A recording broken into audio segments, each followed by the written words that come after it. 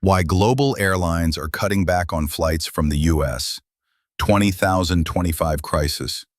It's getting harder to leave the United States, and not just because of border politics or visa delays.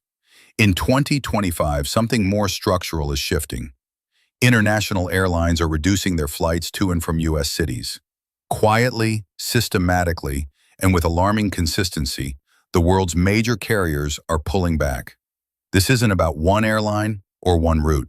It's a signal, a reflection of how the world now sees America, not just as a destination, but as a hub in global movement. And the message is clear: the U.S. is becoming less central. In 2024 alone, over 15 international carriers reduced service to the U.S. That included major players like Lufthansa, Emirates, Singapore Airlines, and LATAM. Some reduced flight frequency, others eliminated entire routes, and the trend has only accelerated in 2025. Industry reports show a 12% year-over-year drop in international flights into U.S. airspace. That's not just a seasonal dip, it's structural. But why is this happening? First, it's economics. American airports, once among the busiest in the world, are no longer the most profitable for global carriers. Rising operational costs, labor shortages, and congestion at major hubs like JFK, LAX, and O'Hare have made turnaround times longer and more expensive. Meanwhile, emerging markets in Asia and the Middle East are offering incentives, subsidies, and newer infrastructure. Airlines go where they're welcomed and where profits make sense. Second, it's about perception. In the past 3 years, multiple surveys conducted by IATA and regional airline associations show a declining interest in the U.S. as a leisure destination.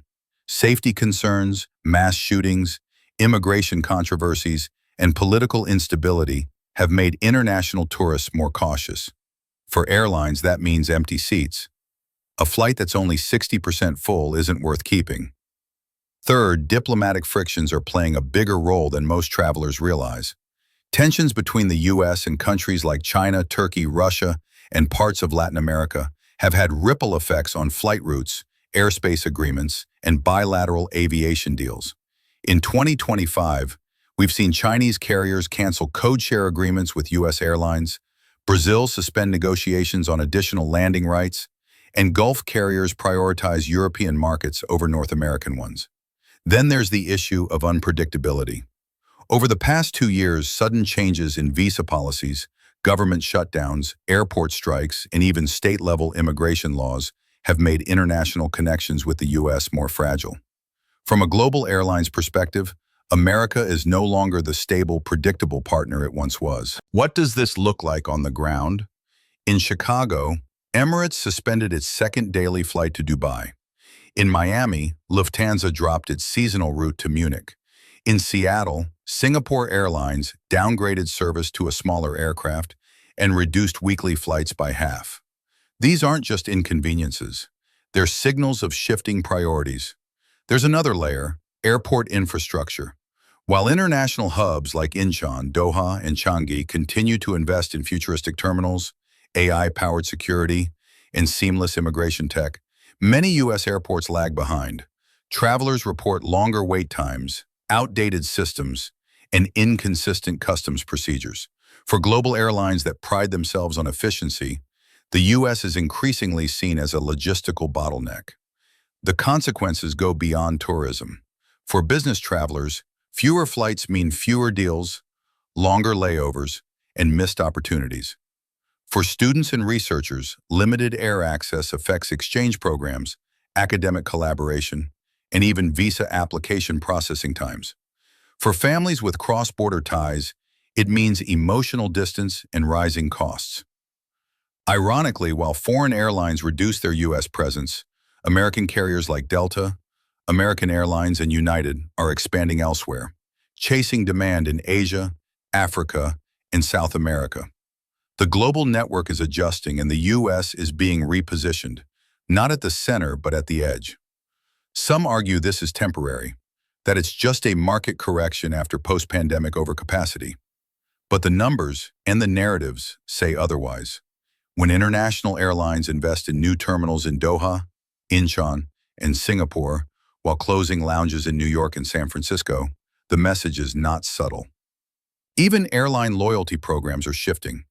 International carriers are de-emphasizing partnerships with U.S. credit card companies, restricting mileage redemptions for U.S.-based travelers, and offering more benefits to passengers from Europe, Asia, and the Middle East.